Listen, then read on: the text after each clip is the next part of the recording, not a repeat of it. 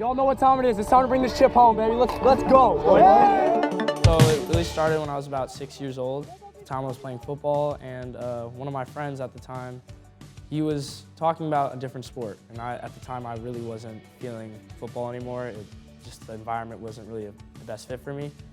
And he said, come out to a lacrosse practice, and I mean, ever since then, it's really been history.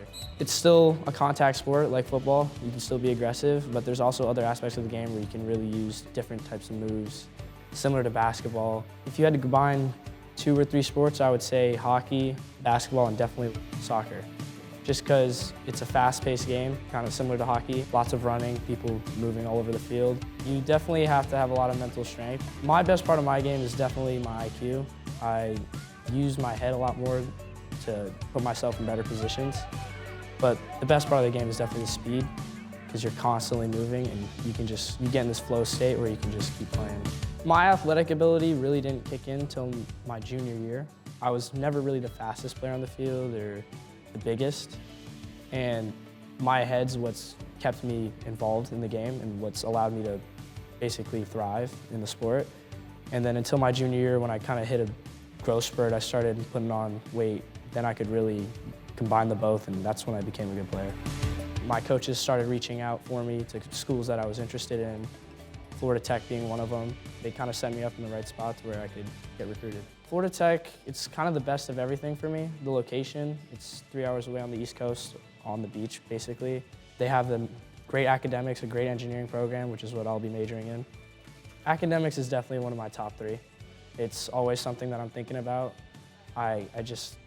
My family has always stressed the importance of academics and how it'll just always help you no matter what time in your life.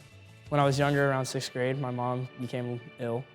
It was a pretty dark time for me, and me and my dad were definitely stressed out, and lacrosse in school was kind of my getaway. A lot of lacrosse players, when they tape on their chin strap like that, they put something meaningful on it.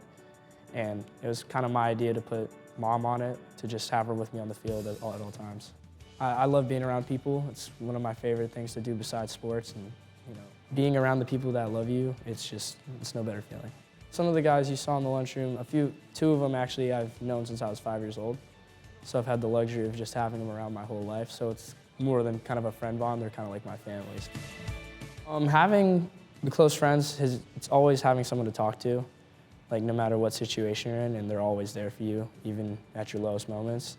And it's definitely something that I'm a little sad about going into college, but knowing that they're still in the state of Florida and they're only a couple-hour drive away, I'm not worried. It's definitely nerve-wracking thinking about moving on from this part of my life. I mean, it's been a huge part. I've changed a lot since my freshman year, but I think it's something that I need to take. It's a step that I need to take to move forward and see what else I can do.